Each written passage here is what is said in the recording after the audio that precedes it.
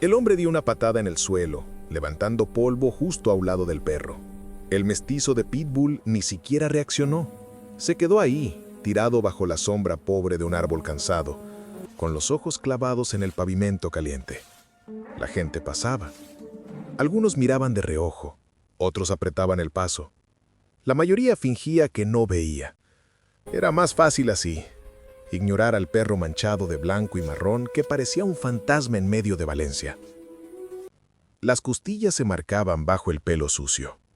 Una de las patas delanteras estaba hinchada, torcida de forma extraña, como si se hubiera roto hacía semanas. Nadie se agachó para mirar. Una mujer apretó el bolso contra el pecho al pasar junto a él. Un adolescente se rió y tiró una piedrita que cayó a pocos centímetros de su hocico. Los niños corrían alrededor de los columpios, pero ninguno se acercaba. «No te acerques a ese perro, ¿me oyes?», advirtió un padre. «Es peligroso. Los pitbull siempre lo son». Pero el perro no era peligroso. Era invisible. Solo más un cuerpo ocupando espacio en una ciudad que parecía no tener lugar para él. Hasta que ella apareció. La niña no tenía más de 4 años. Llevaba el pelo castaño recogido en 2 coletas desordenadas, un vestido amarillo con manchas de helado de chocolate y unas zapatillas blancas gastadas. Caminaba de la mano de su abuela, que la llevaba todos los sábados a jugar a la plaza, cerca del mercado central. Soltó la mano de la abuela por un segundo, solo un segundo, y corrió. «¡Clara, vuelve aquí!», gritó la mujer, con la voz cargada de susto. Pero la niña ya estaba delante del perro. Se detuvo a un palmo de él, inclinó la cabeza hacia un lado como si intentara entender un idioma que no conocía. El mestizo de Pitbull entreabrió los ojos, cansado, confuso, esperando otra piedra, otro grito, otro pie empurrando su cuerpo huesudo. En vez de eso vio una sonrisa, amplia, sincera, llena de dientes pequeños y desparejos. Clara se agachó y estiró la mano. «Hola, perrito». La abuela llegó corriendo, el corazón en la boca. Intentó sujetar a la niña por los hombros. «¡Clara, apártate! ¡Ese perro puede morder!». Pero antes de conseguir retirarla, la mano pequeña ya estaba descansando sobre la cabeza enorme del animal. El perro se quedó rígido, los músculos tensos, las orejas hacia atrás. Podía haber gruñido, podía haber mordido, podía haber huido. No hizo nada de eso. Solo cerró los ojos muy despacio y apoyó el hocico caliente en la palma de la niña. Durante unos segundos la plaza entera pareció enmudecer. El ruido de los columpios, el murmullo de la gente, el sonido de los coches a lo lejos, todo desapareció. Solo quedó aquella imagen. Una niña diminuta y un perro que el mundo había descartado. La abuela contuvo la respiración, preparada para gritar, para arrancar a la nieta de ahí. Pero el perro no se movió. Respiraba despacio, como si ese gesto, ese toque suave, fuera la primera cosa buena que sentía en mucho tiempo. Clara rió, dio unas palmaditas. «Mira, abuela, es bueno, no da miedo». La abuela se arrodilló con cuidado. Su instinto le decía que alejara a la niña, pero algo en los ojos del perro la hizo detenerse. Eran ojos cansados, pero no agresivos. Miró con más atención y vio una correa vieja, casi partida, enterrada en el pelo enmarañado. Había una chapa metálica torcida. Se acercó y leyó, limpiando con los dedos. Tango. Aquel perro había sido de alguien. Había tenido una casa, un nombre, una familia, y ahora estaba ahí, solo, hambriento, herido, esperando nada, tal vez apenas el fin. La abuela, que se llamaba Isabel, no sabía qué hacer. Era viuda, vivía en un piso pequeño en un barrio humilde de Valencia, cerca de la avenida del Cid. Criaba a la nieta sola desde que la hija se había ido a trabajar a otra ciudad. No tenía dinero extra, ni espacio, ni tiempo, pero cuando miró de nuevo a Clara, que sostenía la pata del perro como si fuera un tesoro, algo dentro de ella se quebró. No consiguió irse. Esa noche Isabel no durmió bien. Cerraba los ojos y veía la imagen de Tango recostado bajo el árbol, mirando a Clara como si ella fuera la única luz en un túnel interminable. Pensó en llamar a la protectora municipal, al servicio de recogida de animales, pero sabía lo que pasaba muchas veces con perros grandes, mestizos de razas mal vistas, heridos, viejos. Las probabilidades de adopción eran mínimas. Perros así casi siempre acaban sacrificados. Pensó con un peso en el pecho. A la mañana siguiente, tomó una decisión que ni ella misma entendía del todo. Cogió una fiambrera con arroz, trocitos de pollo y algo de caldo, llamó a Clara y dijo: «Vamos a la plaza». El sol aún subía entre los edificios cuando llegaron, y allí estaba él, en el mismo lugar, como si el mundo fuera demasiado grande, y él hubiera elegido ese pequeño trozo de sombra para desaparecer. Cuando vio a Clara, Tango levantó lentamente la cabeza. El rabo golpeó el suelo, débil pero se movió. «Te traje comida, ¿vale?», dijo la niña, poniendo la fiambrera en el suelo. Tango olió el aire con desconfianza. Luego comenzó a comer muy despacio, como si temiera que el plato fuera a desaparecer de un momento a otro. Isabel observaba cada detalle: las heridas en la piel, la pata inflamada, las garrapatas cerca del cuello, el olor a abandono. Suspiró. «Esto no es solo un perro callejero», pensó. «Esto es una vida al borde de acabar». Se agachó junto a él, sintiendo el hormigón frío bajo las rodillas. «Tango», repitió en voz baja, leyendo la chapa. «Ya no estás solo, ¿me oyes?». Clara la miró con los ojos brillantes. «¿Podemos llevarlo a casa, abuela?». Isabel sabía todas las razones para decir no, pero también sabía cómo le había mirado ese perro a su nieta, como si la esperanza tuviera forma de niña con coletas. «Vamos a llevarlo al veterinario primero», dijo, más para sí misma que para la niña. «Luego vemos». El veterinario, en una pequeña clínica del barrio del Carmen, fue claro. Desnutrición severa, infección en la pata, parásitos, fiebre, dolor. «Ha pasado por mucho», dijo el médico mientras acariciaba la cabeza de Tango, «pero es fuerte. Otro animal en su estado quizá no habría aguantado. Con tratamiento y paciencia puede recuperarse». La factura fue alta, al menos para Isabel. Pagó con el dinero que guardaba en un bote de metal escondido dentro de un armario. Era su dinero de emergencia. Mientras entregaba los billetes, pensó: «Sí, esto es una emergencia. No para mí, para él». Llevar a Tango al piso no fue sencillo. El edificio era viejo, sin ascensor. Subieron los escalones despacio, la niña delante, animando al perro como si él fuera un gigante cansado y ella su escudera. «Tú puedes, Tango, solo un poquito más». En el rellano, el vecino del tercero frunció el ceño. «¿Un pitbull? ¿Está loca, Isabel? Ese perro es peligroso. Si hace algo a alguien...». El administrador del edificio también resopló. El reglamento no permite perros grandes y menos de esas razas. Isabel escuchó murmullos, críticas, advertencias. Pero cuando se volvió y vio a Tango acostado en la pequeña terraza, con la cabeza apoyada en una manta que ella había extendido, y a Clara sentada junto a él, contándole cómo había sido su día en la guardería, simples palabras dejaron de importar tanto.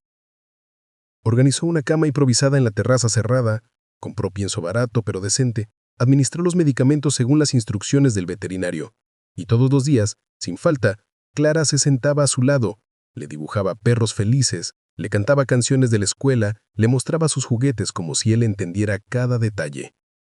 Por primera vez en mucho tiempo, Tango ya no parecía solo un perro abandonado, comenzaba a parecer un perro querido. Hasta que llegó la reviravuelta. Una tarde, Isabel estaba en la cocina preparando lentejas. Clara jugaba en el salón con bloques de colores. Tango dormía cerca de la puerta de entrada, disfrutando de un rayo de sol que se colaba entre las cortinas. Todo estaba en calma. De repente, el perro se tensó. Abrió los ojos de golpe, las orejas erguidas. Un gruñido ronco salió de su pecho. Se puso de pie, rígido, y empezó a caminar nervioso hacia la puerta. «¿Qué pasa, Tango?», preguntó Isabel, secándose las manos en el delantal. El gruñido se hizo más fuerte.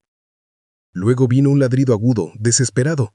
Tango arañó la puerta con las patas, miró hacia arriba, hacia la rendija, y volvió a ladrar como si algo ahí fuera peligroso. Isabel se acercó con el corazón acelerado. Abrió la puerta. Un olor extraño y denso invadió el pasillo. Humo. No mucho, pero suficiente para hacerla tojer.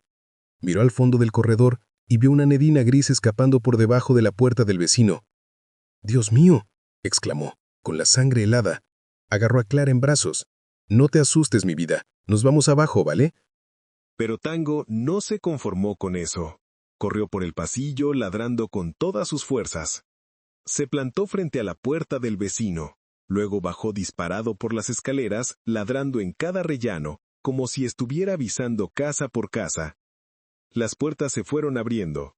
Caras somnolientas y asustadas aparecieron. ¿Qué pasa? Huele a quemado. ¿De dónde viene el humo? En cuestión de minutos, el edificio entero estaba despierto. El vecino del fondo había dejado una olla en el fuego y se había quedado dormido en el sofá. El humo empezaba a llenar su piso cuando Tango lo detectó desde el otro lado del tabique. Los bomberos llegaron rápido, evacuaron el edificio, ventilaron la escalera, apagaron el fuego antes de que las llamas se extendieran a otros pisos. Nadie salió herido. Al final, uno de los bomberos miró a Tango, que estaba jadeante pero tranquilo al lado de Clara, y dijo sonriendo: «Parece que hoy el héroe lleva collar». El mismo administrador que había protestado al principio fue el primero en acercarse a Isabel. «Yo quería decirle que... gracias. Si ese perro no hubiera avisado, no sé qué habría pasado». Isabel abrazó a Tango, con las lágrimas corriéndole por la cara. «Tú nos salvaste», susurró. «Y el mundo pensaba que tú eras el peligro». Los meses pasaron. Tango ganó peso, su pelo empezó a brillar, la pata sanó dejando apenas una leve cojera. Corría con Clara en el parque del barrio, dormía a veces a los pies de su cama y vigilaba la ventana como si supervisara el tráfico de nubes sobre los edificios. Se había vuelto familia. Isabel, que siempre había tenido el corazón inquieto, empezó a notar algo más. Cada vez que algún vecino bajaba triste, cada vez que un anciano del edificio pasaba por el portal con la mirada apagada, bastaba que Tango se acercara, apoyara la cabeza en sus rodillas para que un gesto se ablandara, para que una sonrisa tímida apareciera.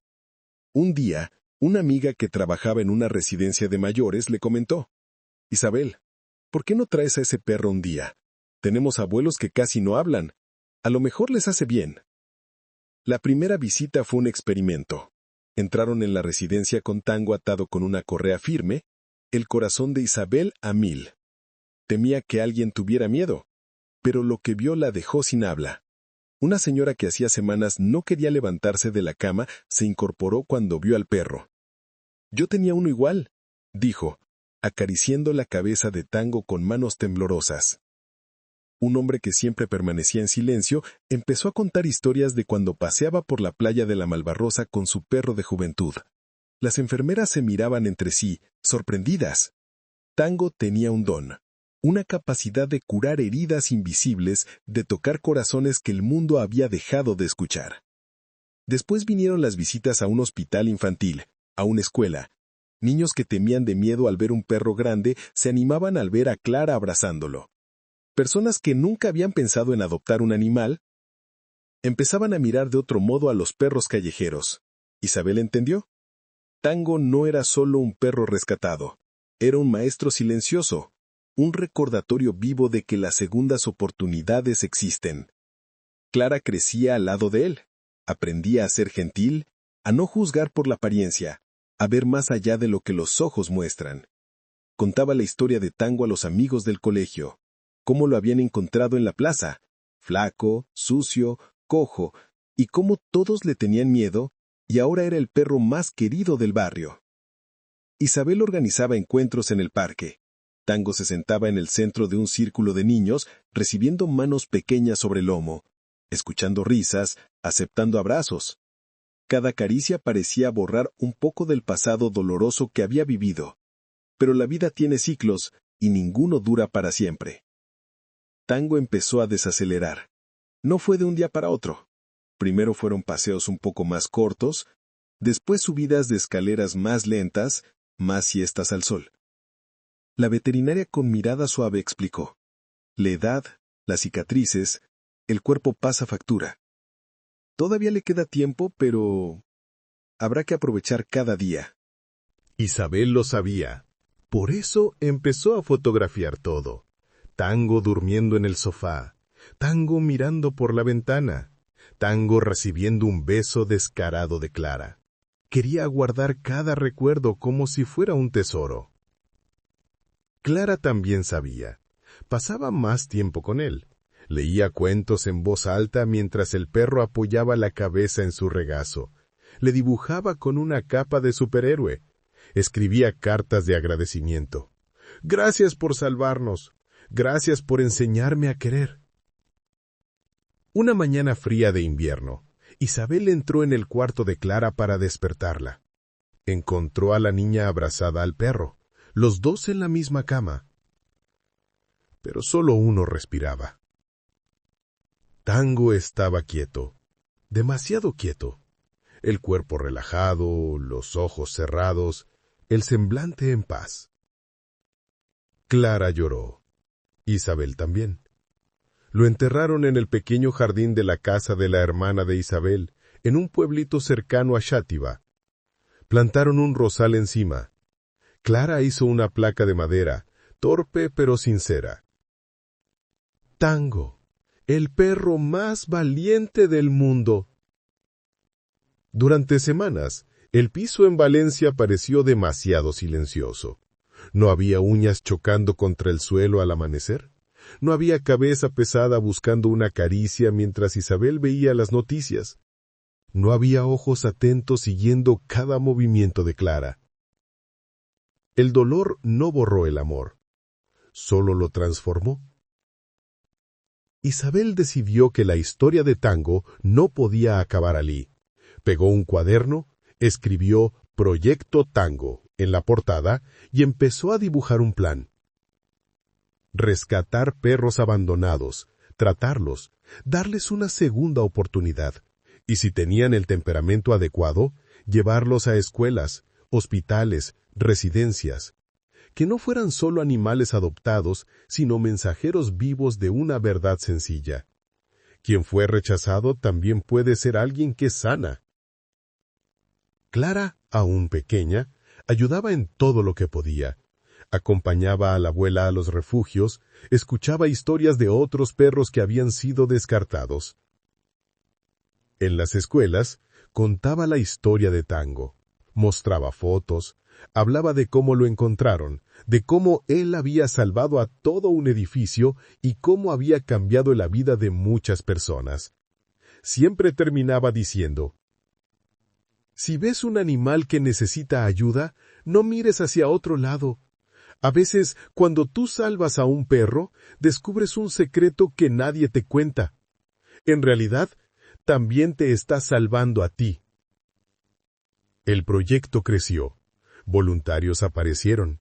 Veterinarios ofrecieron consultas con descuento. Familias que nunca habían considerado la adopción empezaron a abrir sus puertas. Cada adopción era celebrada con una foto, una historia y muchas veces lágrimas de alegría.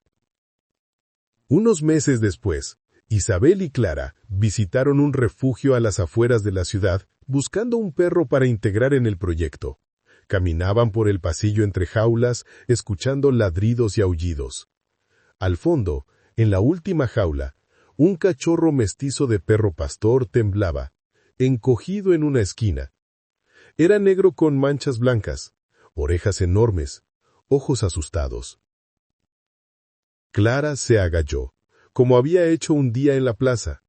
Estiró la mano a través de los barrotes. «Hola, pequeño». El cachorro dudó. Luego, muy despacio, se acercó, olfateó la mano de la niña y la lamió con timidez. Isabel soltó un suspiro. «Creo que él nos necesita», dijo. Clara sonrió. «Y nosotros le necesitamos a él». Lo llevaron a casa. Le pusieron de nombre Luz, porque, según Clara, Tango nos enseñó a ver la luz en medio de la oscuridad, y este perrito es un pedacito más de esa luz. La historia volvió a empezar, diferente, pero con la misma raíz. Amor que se niega a desaparecer. Con el tiempo, Clara creció. Se convirtió en adulta, estudió, se formó, eligió una profesión que la mantenía cerca de aquello que había marcado toda su infancia.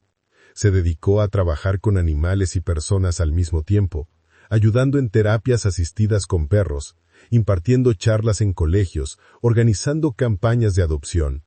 Cada vez que alguien le preguntaba por qué había elegido ese camino, ella sonreía y contaba la historia, la de un perro abandonado en una plaza de Valencia, un pitbull mestizo con pata rota y mirada triste, y de una niña que vio en él lo que nadie más vio. Un amigo, un héroe, un corazón que merecía ser amado. Porque al final, la historia de Tango no era solo la historia de un perro rescatado. Era una historia sobre segundas oportunidades, sobre aprender a mirar más allá de las apariencias, sobre elegir el amor cuando el mundo elige la indiferencia. Y también era la prueba de ese secreto que casi nadie cuenta. Cuando ayudas a un perro abandonado, no solo cambias la vida de él, también cambias la tuya. Tango fue rechazado, herido, olvidado. Al final fue amado, y eso hizo toda la diferencia. No solo para él, sino para todos los que tuvieron la suerte de cruzarse en su camino.